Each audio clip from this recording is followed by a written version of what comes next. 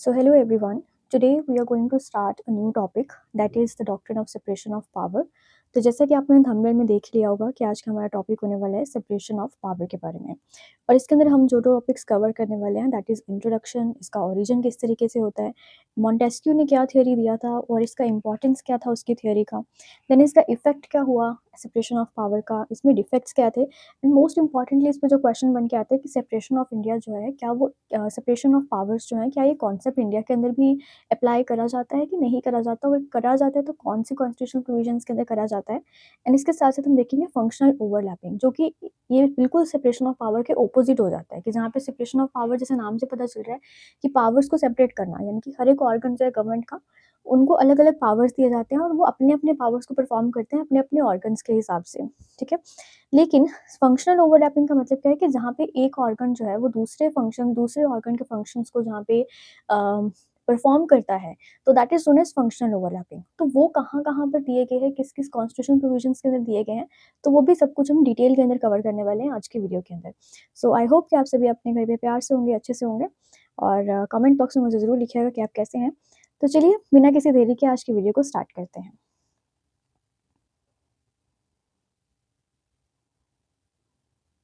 Just a second.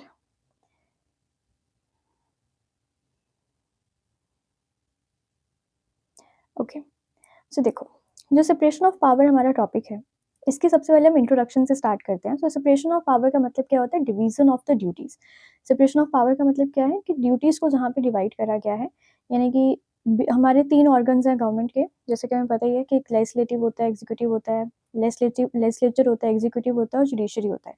तो ये तीन ऑर्गन्स के पास में तीन डिफरेंट डिफरेंट पावर्स होती हैं, that is the legislative powers, executive powers and judicial powers. अब जो theory of separation of power है वो ये कहता है कि ये जो तीन ऑर्गन्स है गवर्नमेंट के, ये एक फ्री डेमोक्रेसी के अंदर सभी जो ऑर्गन्स हैं वो अलग अलग रहने चाहिए, सेपरेट रहने चाहिए। यानी कि जो ये ऑर्गन्स हैं, अलग अलग पावर्स दिए गए हैं, सेपरेशन ऑफ पावर का मतलब क्या है कि अलग अलग डिफरेंट डिफरेंट ऑर्गन्स को डिफरेंट डिफरेंट पावर्स दिए जाएं इन अ फ्री डेमोक्रेसी। इनकी पावर्स जो है मिक्स नहीं होनी चाहिए, सेपरेट ऑर्गन्स को सेपरेट सेपरेट पावर देनी चाहिए। तो अकॉर्डिंग टू दिस थ्योरी इसका मतलब क्या है कि अगर लेजिस्लेचर के पास में कोई पावर्स हैं तो वो एग्जीक्यूटिव की पावर्स और जुडिशियल की पावर्स को एक्सरसाइज नहीं कर सकते, और इसी तरीके से अगर एग्जीक्यूटिव के जो पावर्स हैं तो वो लेजिस्लेटिव और जुडिशियल पावर्स को एक्सरसाइज नहीं कर सकते, एंड जो जुडिशरी है वो लेजिस्लेटिव एंड एग्जीक्यूटिव पावर्स को एक्सरसाइज नहीं कर सकते हैं। तो ये तो हो गया अपना मीनिंग। आई होप कि यहाँ पे आपको क्लियर हो गया होगा कि इसका मतलब क्या होता है सेपरेशन ऑफ पावर का।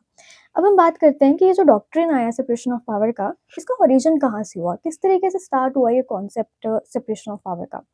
तो देखो यहाँ पे 16th और 17th सेंचुरी में उससे पहले क्या हम देखेंगे कि जो ये history of doctrine of separation of power है ये अरिस्टोटल से स्टार्ट होता है। ठीक है, अरिस्टोटल, उन्होंने ये स्टार्ट करा था ये कॉन्सेप्ट, और फिर 16th और 17th सेंचुरी के अंदर जॉन बॉडिंग और जॉन लॉक जो है, इन्होंने इस डॉक्ट्रिन को और भी ज़्यादा एक्सपाउंड करा और भी ज़्यादा एक्सप्लेन करा उन्होंने इस थ्योरी को। इसमें पर्टिकुलरली जो जॉन लॉक है, इन्होंने दो कॉन्सेप्ट्स दिए इस थ्योरी के रिलेटेड।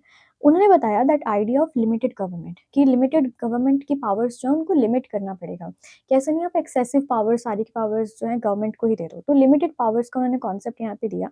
एंड सेकंड जो उन्होंने आइडिया दिया that was the system of checks and balance, कि हर एक ऑर्गन जो है वो दूसरे ऑर्गन के ऊपर एक सिस्टम ऑफ चेक और एक बैलेंस रखेगा, कि ऐसा नहीं है कि एक पर्टिकुलर सिस्टम के पास में कोई पावर्स है जिसके ऊपर कोई चेक ही नहीं है उसकी पावर्स के ऊपर, तो वरना तो वो आर्बिट्री हो जाएंगे ना, उनकी पावर्स का गलत यूज भी कर सकते हैं वो। तो एक तरीके का चेक होना चाहिए, और चेक बेसिकली कौन रखते हैं, जुडिशरी रखते हैं मोस्टली। ठीक है, तो इस तरीके से। But Montesquieu who for the first time gave it a systematic and scientific formulation, लेकिन इन सब ने तो मिलकर बताया ही बताया था सेपरेशन ऑफ पावर के बारे में, लेकिन इसको प्रिसाइज कर किसने करा, इसको पर्टिकुलरली और ज़्यादा एक्सपैंड किसने करा, और साइंटिफिक और सिस्टमेटिक फॉर्मुलेशन किसने करा, सो दैट वाज मॉन्टेस्क्यू। अब देखते हैं कि मॉन्टेस्क्यू ने क्या थ्योरी दिया था। सो मॉन्टेस्क्यू के हिसाब से it would be an end of everything where the identical man और identical body exercise the three powers. तो बेसिकली उन्होंने अपनी एक बुक लिखी, और जिस बुक का नाम था the spirit of law, in the year of 1748। सो 1748 के अंदर उन्होंने अपनी book the spirit of law के अंदर बताया कि अगर ये सारी की सारी जो तीनों पावर्स हैं, लेजिस्लेटिव, एग्जीक्यूटिव और जुडिशियल पावर्स, अगर ये तीनों ही पावर किसी एक आइडेंटिकल मैन को दे दी जाएंगी या फिर आइडेंटिकल बॉडी को दे दी जाएंगी, मतलब ग्रुप ऑफ पीपल को दे दी जाएंगी अगर एक ही, तो इन दैट केस सब कुछ खत्म हो जाएगा, there will be an end of everything, कोई भी लिबर्टी नहीं होगी किसी के पास में भी। और इसी प्रॉब्लम को अवॉइड करते हुए उन्होंने एक कॉन्सेप्ट दिया कि ये जो तीनों ही ऑर्गन्स हैं, ये सभी सेपरेट होने चाहिए और इनके अंदर क्लियर डिस्ट्रीब्यूशन ऑफ पावर होना चाहिए। डिफाइन होने चाहिए कि भाई ये वाली पावर्स लेजिस्लेटिव परफॉर्म करेंगे, ये वाली जो फंक्शंस हैं या पावर्स हैं, ये एग्जीक्यूटिव की होंगी और ये पर्टिकुलर फंक्शन पावर्स जुडिशरी के होंगे। मिक्सिंग नहीं होगी कहीं पे भी। अब हम इसके बाद बात करते हैं, ये तो हो गया मोंटेस्क्यू ने क्या कहा था। लेकिन इसके बाद एक वेड एंड फिलिप्स आते हैं, तो इनके बारे में आपने पहले भी पढ़ा होगा, मैं लास्ट लेक्चर में भी रूल ऑफ लॉ में पढ़ा था इनके बारे में, है ना। तो वेड एंड फिलिप्स जो हैं, इन्होंने एक डेफिनेशन दिया कि सेपरेशन ऑफ पावर बेसिकली होता क्या है। तो उन्होंने इसके रिलेटेड 3 प्रिंसिपल्स दिए थे। पहले प्रिंसिपल में उन्होंने क्या कहा कि सेम पर्सन जो है वो तीनों ही ऑर्गन्स में से सिर्फ एक ही ऑर्गन का पार्ट होना चाहिए। वो तीनों में से तीनों ऑर्गन का पार्ट नहीं हो सकता। 3 ऑर्गन्स में से किसी एक ही ऑर्गन का वो पार्ट हो सकता है। तो ये एक person, so that was given by Wade and Philip ने कॉन्सेप्ट दिया। सेकंड उन्होंने बोला कि एक ऑर्गन जो है it can not control the exercise of functions by the any other organ, कि दूसरे ऑर्गन के जो फंक्शंस हैं उनको कंट्रोल या फिर उनमें इंटरफेरेंस नहीं कर सकता कोई भी एक ऑर्गन। ठीक है, so that is the thing.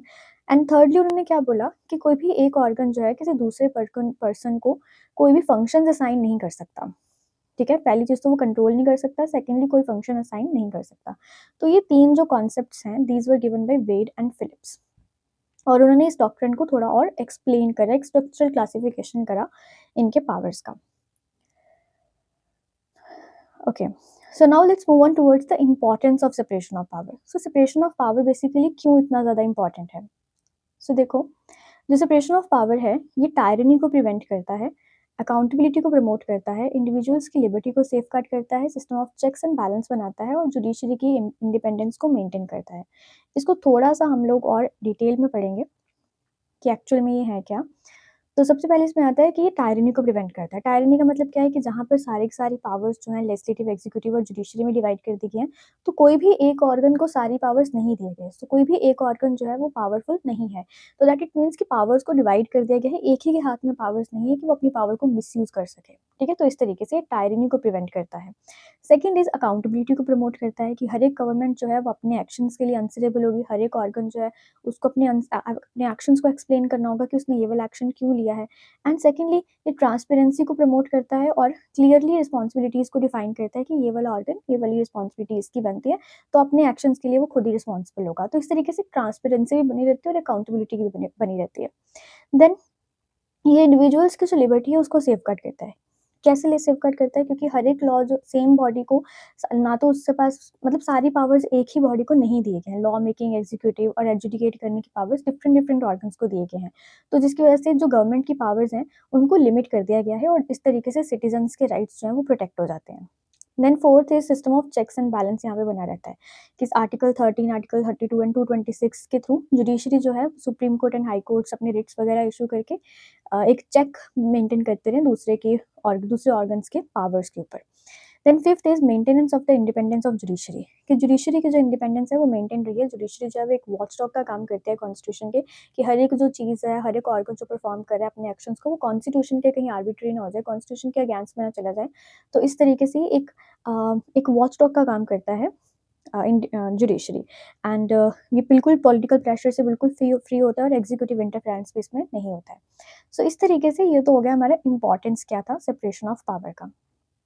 Now we are going to move towards the effects of separation of power, कि सेपरेशन ऑफ पावर का इफेक्ट क्या होता है। सो देखो, the theory of separation of power was propounded by Montesquieu. तो Montesquieu ने ये theory दिया था सेपरेशन ऑफ पावर का, एंड उसने यहाँ पर बहुत ही अच्छे तरीके से एक्सप्लेन करा कि किस तरीके से एडमिनिस्ट्रेटिव लॉ जो है वो किस तरीके से ग्रो हुआ और उसके वर्किंग क्या है, डिफरेंट डिफरेंट ऑर्गन्स के गवर्नमेंट के, उनके ऊपर क्या इम्पैक्ट पड़ा। तो ये सब उसने इस थ्योरी के थ्रू हमें एक्सप्लेन करा। सेकेंडली इसका इफेक्ट ये होता है कि इंग्लिश और अमेरिकन ज्यूरिस्ट जो हैं एज वेल एज पॉलिटिशियंस वो भी बहुत ज़्यादा अट्रैक्ट होते हैं। जैसे जॉन बॉर्डिंग वगैरह में पढ़ा था, जॉन लॉक है, तो वो इंग्लिश एंड अमेरिकन ज्यूरिस्ट और पॉलिटिशियंस भी उसके कॉन्सेप्ट से बहुत ज़्यादा अट्रैक्ट होते हैं। एंड थर्ड चीज़ उसने क्या कही कि इस थ्योरी के हिसाब से जो लेजिस्लेटिव है, एग्जीक्यूटिव और जुडिशरी है, उसमें से सारी की सारी पावर्स किसी एक ही पर्सन को अगर दे दी जाएंगी तो पर्सनल लिबर्टी सबकी खत्म हो जाएगी। तो ये कॉन्सेप्ट का इफेक्ट होता है। अब बात करते हैं कि इसके डिफेक्ट्स क्या थे। अब ऑब्वियस सी बात है कि कोई चीज़ इतनी अच्छी तो नहीं हो सकती, उसमें कुछ ना कुछ डिफेक्ट्स भी होंगे ही होंगे। तो हम बात करते हैं कि सेपरेशन ऑफ पावर की जो ये थ्योरी दिया था मॉन्टेस्क्यू ने, इसके डिफेक्ट्स क्या थे या इसके डीमेरिट्स क्या थे। तो इसके डीमेरिट्स को समझते हैं। तो इसमें हम सबसे पहले पढ़ेंगे, देखो डायरेक्टली इसमें चलते हैं, डिटेल में पढ़ते हैं इसको। सो सी, डिफेक्ट्स क्या है इसके कि आज के ज़माने में सबसे पहले तो होता है हिस्टोरिकली इम्पोर्टेंस जो है इसका लिमिटेड है। हिस्टोरिकली इम्पोर्टेंस लिमिटेड क्यों है? क्योंकि ये जो कॉन्सेप्ट था मॉन्टेस्क्यू ने दिया, ये 18th सेंचुरी का कॉन्सेप्ट था और उस टाइम पे मोनार्कीज़ एक्ज़िस्ट करते थे। लेकिन मॉडर्न गवर्नमेंट जो है वो डिफरेंटली फंक्शन करती है। तो उनके लिए ये जो रूल है सेपरेशन ऑफ पावर का, ये थोड़ा आउटडेटेड हो जाता है कि मतलब आज के ज़माने में अगर देखा जाए तो वहाँ पे ये रूल अप्लाई नहीं होगा। सेकेंडली, इसका जो उन्होंने प्रैक्टिकल एक्सेप्टेंस ये पॉसिबल नहीं है। क्यों नहीं पॉसिबल? क्योंकि रिजिड सेपरेशन ऑफ पावर जो है वो पार्लियामेंट्री डेमोक्रेसी जैसे इंडिया की डेमोक्रेसी है, तो वहाँ पर रिजिड सेपरेशन ऑफ पावर अगर कर दिया जाएगा तो वो पॉसिबल नहीं है। तो इस तरीके से प्रैक्टिकल एक्सेप्टेंस जो है इसका वो बहुत ज़्यादा डिफ़िकल्ट है। देन वेलफेयर स्टेट के अंदर ये पॉसिबल नहीं है क्योंकि वेलफेयर स्टेट के अंदर क्या है, अपनी फ्लेक्सिबिलिटी चाहिए, डेलीगेटेड लेजिस्लेशन चाहिए, एडमिनिस्ट्रेटिव ट्राइब्यूनल्स वगैरह चाहिए। तो वहाँ पे अगर स्ट्रिक्ट सेपरेशन होगा तो पब्लिक वेलफेयर एक्टिविटीज़ बहुत ज़्यादा स्लो हो जाएँगी। तो इस वजह से वेलफेयर स्टेट के अंदर ये चीज़ पॉसिबल नहीं है। Then fourth is division of functions जो हैं वो प्रैक्टिकल नहीं है। I am sorry, just a second. कि जो डिवीज़न ऑफ फंक्शंस हैं ये प्रैक्टिकल नहीं है क्योंकि मॉडर्न गवर्नेंस के अंदर क्या होता है, हमें चाहिए होती है फंक्शनल ओवरलैपिंग कि मतलब हर एक ऑर्गन जो है वो एक दूसरे के साथ कोऑपरेट करके चलता है। तो इसमें अगर रिजिड सेपरेशन कर दिया जाएगा तो वो पॉसिबल नहीं है, प्रैक्टिकली वो बिल्कुल पॉसिबल नहीं है इन फंक्शंस को डिवाइड करना। देन फोर्थ इसमें आता है organic separation is not possible क्योंकि हर एक ऑर्गन जो है इंटरडिपेंडेंट है, आइसोलेशन में वो काम नहीं कर सकते हैं। तो इसलिए ऑर्गेनिक सेपरेशन, ऑर्गन्स को सेपरेट सेपरेट कर देना, that is also not possible. So this was the defects या फिर हम कह सकते हैं जो इसके डीमेरिट्स थे सेपरेशन ऑफ पावर के। अब हम आगे बात करते हैं कि क्या इंडिया के अंदर ये कॉन्सेप्ट अप्लाई होता है सेपरेशन ऑफ पावर का? तो येस, बिल्कुल अप्लाई होता है सेपरेशन ऑफ पावर का कॉन्सेप्ट इंडिया के अंदर भी। तो किस तरीके से होता है अपन उसको थोड़ा-सा डिटेल में समझते हैं। जो सेपरेशन ऑफ पावर का कॉन्सेप्ट है, वो इंडिया के अंदर बिल्कुल एक्सेप्ट करा जाता है, जहाँ पे एग्जीक्यूटिव पावर्स जो हैं, वो कहाँ पे हैं, किसके पास हैं? वो प्रेज़िडेंट के पास होती हैं एग्जीक्यूटिव पावर्स।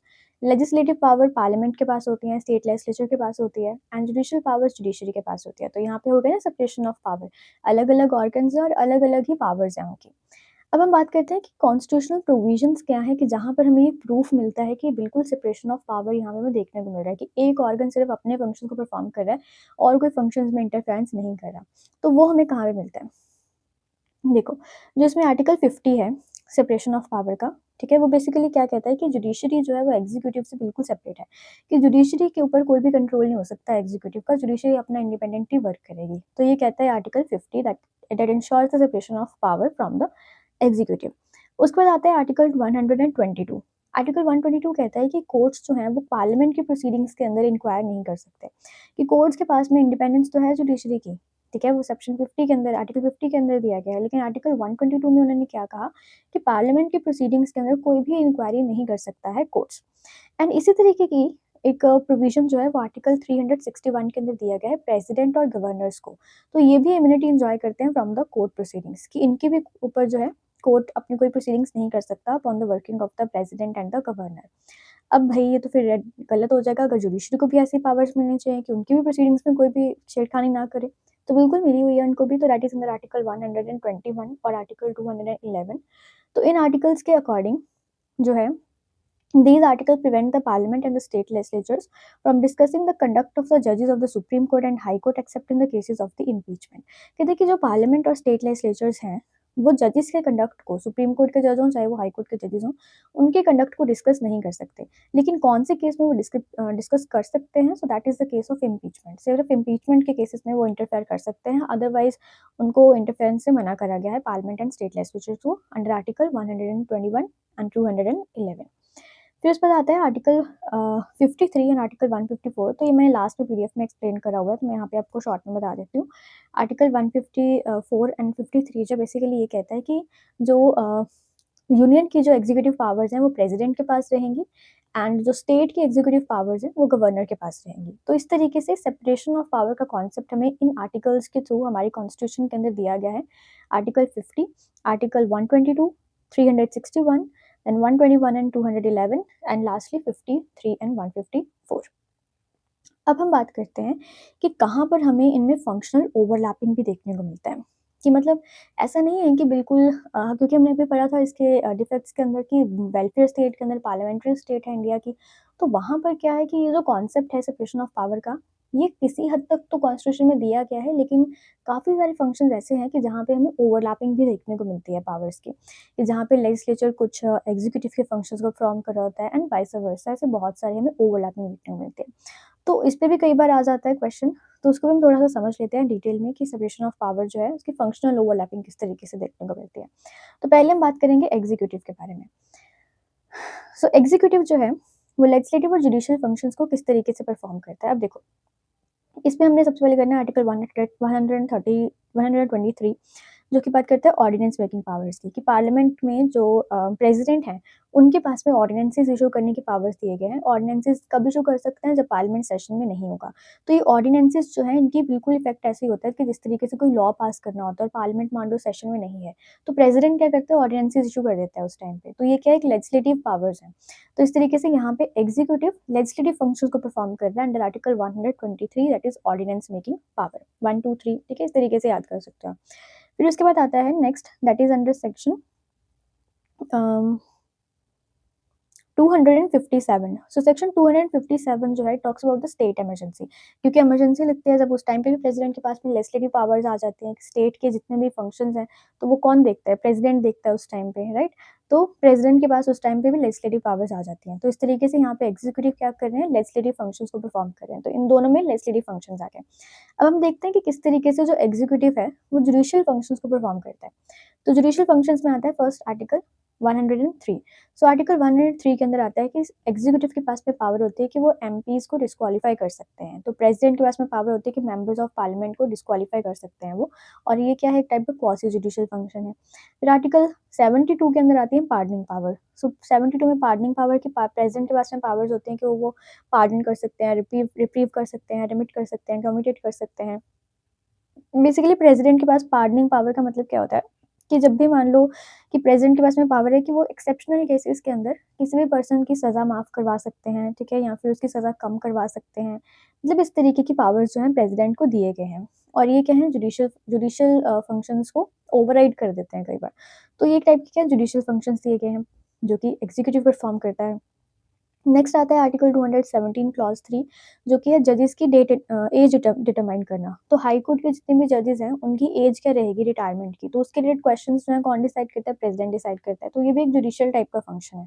सो इन तीनों आर्टिकल्स के अंदर एग्जीक्यूटिव जो है वो जुडिशरी फंक्शंस को परफॉर्म करता है। अब हम आगे देखते हैं कि जुडिशरी किस तरीके से एग्जीक्यूटिव फंक्शंस को और लेजिस्लेटिव फंक्शंस को परफॉर्म करता है। सो जुडिशरी जो है सबसे पहले हम देखते हैं कि ये लेजिस्लेटिव फंक्शंस को कैसे परफॉर्म करता है। तो अंडर आर्टिकल 145 जुडिशरी के पास में पावर होती है कि वो रूल मेकिंग कर सकते हैं।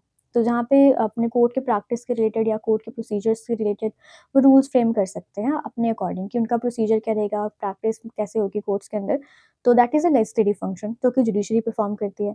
अब इसी तरीके से जुडिशरी जो है वो कुछ एग्जीक्यूटिव फंक्शंस को भी परफॉर्म करती है। तो उसमें आता है article 225 that is the high courts administrative power, कि हाई कोर्ट के पास में पावर दिया गया है कि वो अपनी internal administration procedures and officers का कंडक्ट, तो ये सब कुछ कंट्रोल कर सकते हैं। एक तरीके के एडमिनिस्ट्रेटिव पावर्स दिए गए हैं और एग्जीक्यूटिव पावर्स भी कह सकते हैं। तो दैट इज अंडर आर्टिकल 225 जहाँ पे हाई कोर्ट को एडमिनिस्ट्रेटिव पावर्स दिए गए हैं अपने इंटरनल एडमिनिस्ट्रेशन को लेकर। एंड इस तरीके के पावर्स दिए गए हैं आर्टिकल 227 के अंदर, that is the supervisory jurisdiction, जो कि हाई कोर्ट्स जो हैं वो सुपरवाइज कर सकते हैं लोअर कोर्ट्स को, लोअर ट्राइब्यूनल्स को। तो ये भी एक टाइप का क्या है, एडमिनिस्ट्रेटिव कंट्रोल है या फिर एक एग्जीक्यूटिव कंट्रोल हम कह सकते हैं। सो इन तीन आर्टिकल्स से जो है जुडिशरी परफॉर्म करता है लेजिस्लेटिव और एग्जीक्यूटिव फंक्शंस को। Now let's move on towards the legislature किस तरीके से एग्जीक्यूटिव और जुडिशियल फंक्शंस को परफॉर्म करता है। सो देखो, सबसे पहले हम इसके अंदर देखते हैं कि एग्जीक्यूटिव फंक्शंस को कैसे परफॉर्म करता है लेजिस्लेचर। तो लेजिस्लेचर आर्टिकल 51 के अंदर डायरेक्टिव प्रिंसिपल्स में फॉर्मुलेट कर सकते हैं policies upon the peace, treaties, respect of law. तो ये एक एग्जीक्यूटिव फंक्शन हो जाता है यहाँ पे। फिर आता है आर्टिकल 54 जो कि प्रेसिडेंट की इलेक्शंस के रिलेटेड होता है। तो प्रेसिडेंट को इलेक्ट करने में भी लेजिस्लेचर का बहुत बड़ा रोल होता है, ठीक है, प्रेसिडेंट ही इलेक्ट करते हैं। लेजिस्लेचर का बहुत बड़ा रोल होता है प्रेसिडेंट के इलेक्शंस के अंदर। तो ये क्या टाइप का क्या है, एग्जीक्यूटिव रोल यहाँ पे परफॉर्म करते हैं। देन आर्टिकल 55 के अंदर वो मैनर ऑफ प्रेसिडेंशियल इलेक्शंस भी डिसाइड करते हैं कि मेथड क्या रहेगा, वैल्यू ऑफ वोट्स क्या रहेंगी प्रेसिडेंशियल इलेक्शंस की। तो ये भी एक टाइप का क्या है, एग्जीक्यूटिव फंक्शन है जो कि परफॉर्म करते हैं। फिर इसके बाद है कि एग्जीक्यूटिव लेजिस्लेचर के पास में जुडिशियल फंक्शंस भी परफॉर्म करता है, दैट इज अंडर आर्टिकल 61। सो इसको मैंने थोड़ा सा लास्ट में पीडीएफ में एक्सप्लेन कर दिया। सो 61 जो आर्टिकल है उसके अंदर जुडिशियल फंक्शंस कैसे परफॉर्म करता है, तो ये प्रेसिडेंट के जो भी इलेक्शंस होते हैं ना, कि प्रेसिडेंट को अगर हटाना है, रिमूव करना है, इम्पीचमेंट मोशन पास करना है, तो उससे रिलेटेड है आर्टिकल 61 कि वो पावर्स भी किसके पास होते हैं, लेजिस्लेचर के पास होती है। तो इस तरीके से लेजिस्लेचर कुछ जुडिशियल फंक्शंस को भी परफॉर्म करता है अंडर आर्टिकल 61, राइट। तो ये तो हो गया हमारा सारा कि क्या क्या फंक्शंस ये परफॉर्म करते हैं और फंक्शनल ओवरलैपिंग किस तरीके से होती है। Now let's move on towards कि इसमें हम केस लॉज क्या क्या लिखेंगे, क्योंकि सब कुछ मेंशन करना है हमें, सब कोई भी चीज़ छोड़नी नहीं है एग्जाम परस्पेक्टिव से। तो सेपरेशन ऑफ पावर के कुछ इंपॉर्टेंट से केस लॉज हम यहाँ पे देख लेते हैं। तो यहाँ पे देखो, हमने इससे पहले जो टॉपिक करा था रूल ऑफ लॉ, उसमें हमने जो दो पहले केस लॉज करे थे वही सेम इसमें भी आ जाएंगे। सो फर्स्ट इसमें केस आता है Kesavananda Bharati versus state of Kerala का। सबको पता ही होगा इस केस के अंदर क्या हेल्ड करा गया था, बेसिक स्ट्रक्चर का डॉक्टर ने इसमें पास करा गया था। तो उसी के अंदर ही सेपरेशन ऑफ पावर को भी इंक्लूड करा गया है। सेपरेशन ऑफ पावर को कॉन्सेप्ट को इंक्लूड करा गया है इन द बेसिक स्ट्रक्चर। मतलब सेपरेशन ऑफ पावर को आप किसी भी तरीके से अमेंड नहीं कर सकते, और यही चीज़ किसमें मेंशन करी गई थी, इंदिरा नेहरू गांधी वर्सेस राजनारायण के केस में, कि पार्लियामेंट जो है can not exercise the judicial powers. तो बेसिकली ये अमेंडमेंट के रिलेटेड आप लिख सकते हो कि सेपरेशन ऑफ पावर को आप अमेंड नहीं कर सकते हो, ठीक है। देन उसके बाद थर्ड केस आता है स्वरण सिंह का केस। तो स्वरण सिंह के केस के अंदर उन्होंने कहा कि गवर्नर के पास जो पार्डनिंग पावर्स हैं, जो हमने पढ़ा था कि प्रेसिडेंट के पास में पार्डनिंग पावर्स है अंडर आर्टिकल 72, उस तरीके से गवर्नर के पास भी पार्डनिंग पावर्स होती हैं स्टेट अफेयर्स के अंदर। तो वो फेयरली और आर्बिट्रेरी नहीं होनी चाहिए, मतलब फेयरली होनी चाहिए और आर्बिट्रेरी नहीं होनी चाहिए, ठीक है। तो ये चीज़ें स्वरण सिंह केस के अंदर डिफाइन करी गई थी।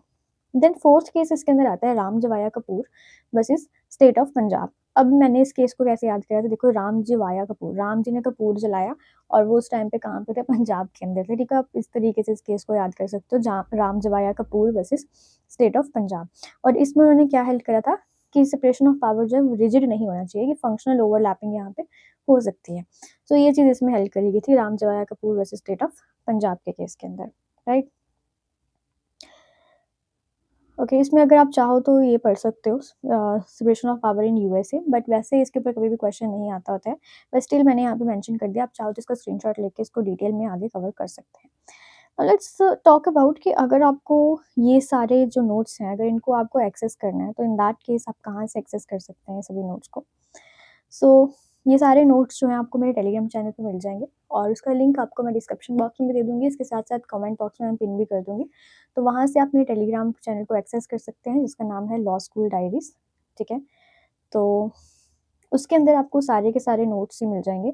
प्रॉपर मैंने टॉपिक वाइज़ यहाँ पे बना रखा है कि आप जो भी टॉपिक आपको नोट्स चाहिए जिसके रिलेटेड, आप उस पे सर्च करिए, एसएस नोट्स जहाँ पे लिखा होगा, दैट आर नोट्स। यहाँ मैंने फाइनल करके भी लिखा हुआ है कुछ नोट्स के ऊपर, कि जो मैंने लास्ट में बिल्कुल फाइनल नोट्स बनाए हुए थे, या फिर जो इस वीडियो के अंदर नोट्स हैं वो आपको वहाँ पे मिल जाएंगे। इसके अलावा कुछ और एक्स्ट्रा नोट्स भी मैंने ऐड ऑन करे हैं, कि इन केस आपको अगर लगता है कि मुझे ये चीज़ समझ में नहीं आ रही है इसमें से, तो वहाँ से आप और नोट्स को भी एक्सेस कर सकते हैं।